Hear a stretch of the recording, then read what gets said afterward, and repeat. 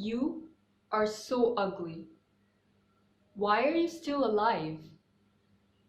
Imagine getting this text from one of your classmates on one of your social media accounts. Why? Because you are a patient of epilepsy and your medical conditions are a matter of joke to them. Imagine being bullied by your classmates for how you look, how you talk, or simply because of the fact that you exist. These people bully you through online platforms and make you feel inferior about yourself, so much that you are compelled to commit suicide as death seems to be the only escape route to you. I wish I could say that this was just a made-up story, but hey, this is the story of Hailey Lambert, a 15-year-old girl who took her own life owing to cyberbullying. And yes, my dear audience, today my topic is cyberbullying, which is an online offense but has an offline impact. Basically, any form of abuse, humiliation, or harassment done through electronic media can be termed as cyberbullying. It is a serious criminal offense which is punishable under the cyber laws of any country. This problem needs huge attention as statistics say that 1 out of every 4 children have been a victim of cyberbullying more than once.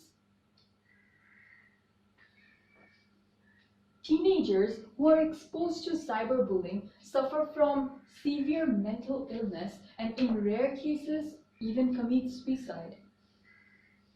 They struggle in their social and academic life and have difficulty making good relationships with their family and friends.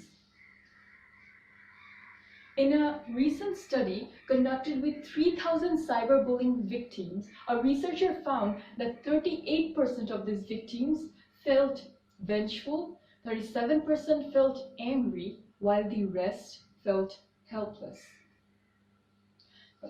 It is often evident that cyberbullying is more dangerous than face-to-face bullying, as it can create lasting impacts on the victims by spreading these mean, hurtful, and offensive messages among a large audience within a very short time.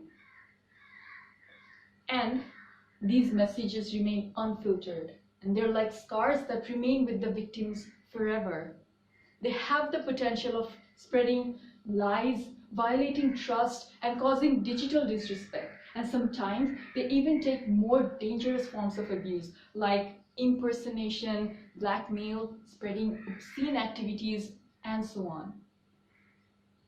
This problem is not just an issue of the West.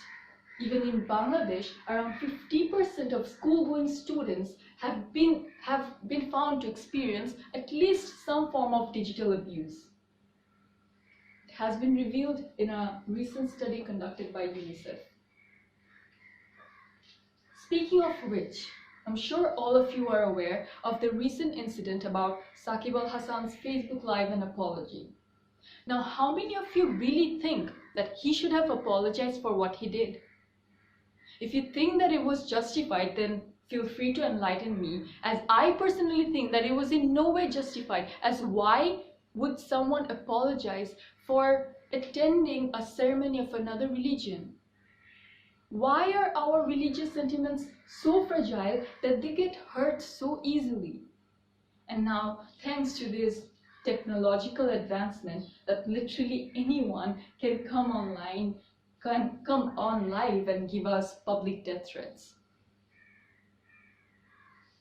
Last year this time, a 15-year-old girl from Firozpur of our country committed suicide as she was continuously harassed and blackmailed by a stalker. And on that note, females of our country have always been more likely to be targeted by the males. I always wonder that what are these bullies thinking? Why do they think that they can just get away with whatever they do online? And I found out that it is because These online platforms are like a safe zone for these bullies to commit such crimes, as they can simply hide behind screens and harass someone, and they suffer from this false sense of security and they think they won't get caught.